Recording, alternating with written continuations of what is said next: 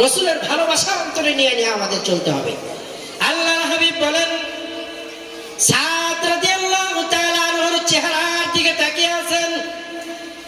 এবার সাহাবাদেরকে বললেন, সাহাবারা, আমার সাদের চেহারার দিকে একটাবার তাকিয়ে দেখো, জান্নাতের নূরগুলো আমার সাদের চেহারায় চমচম করে চমকাইতেছে। সুবহানাল্লাহ বলে।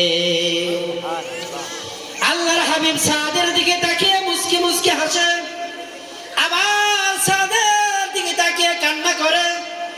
সাহাবায়ে কেরাম বললেন, আল্লাহর হাবিব, আপনি একবার মুস্কি মুস্কি হাসেন, আবার কান্না করেন, কারণটা কি? আল্লাহর হাবিব বলল যে, আমি কান্না করি এই জন্য যে সাদকে রক্ত দেওয়ার পরে এরপরেও সে জিহাদের ময়দানে এসে শহীদ হয়ে গেল। আবার আমি রাসূল হাসি এই জন্য যে আমার সাদ কালো হলে কি হবে? বিবাহের ময়দান থেকে, বিবাহের পিরিত থেকে জিহাদের ময়দানে দৌড় মারছে। ওগো সাহাবারা, আমি রাসূল যা দেখি তোমরা তা দেখো না।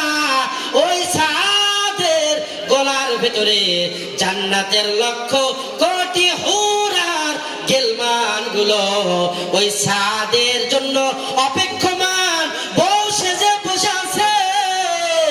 আর জান্নাতের দামি দামি ফুল দ্বারা মালা বানিয়া সাদকে স্বাগতম জানানোর জন্য সিরিয়াল লেগে আছে। সুবহানাল্লাহ বলে।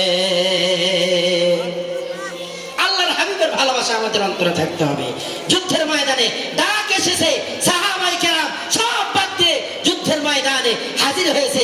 আজও যদি দ্বীন ও ইসলামকে জিন্দা করার জন্য ডাক আসে আল্লামা মামুনুল হকের পক্ষ থেকে, যদি ডাক আসে শায়েখ চরমনায়ের পক্ষ থেকে, যদি ডাক আসে আমিরে হেফাজত জামাতের পক্ষ থেকে, তাহলে ময়দানে ঝাঁপিয়ে পড়ে টেকনাফ থেকে তেতুলিয়া পর্যন্ত, বর্ষা থেকে পাথুরিয়া পর্যন্ত সমস্ত মুমিন মুসলমান একজোট হয়ে এক প্ল্যাটফর্মে এসে ইসলামের বাতি, ইসলামের কালেমার পতাকা এদেশে উড়াবো ইনশাআল্লাহ।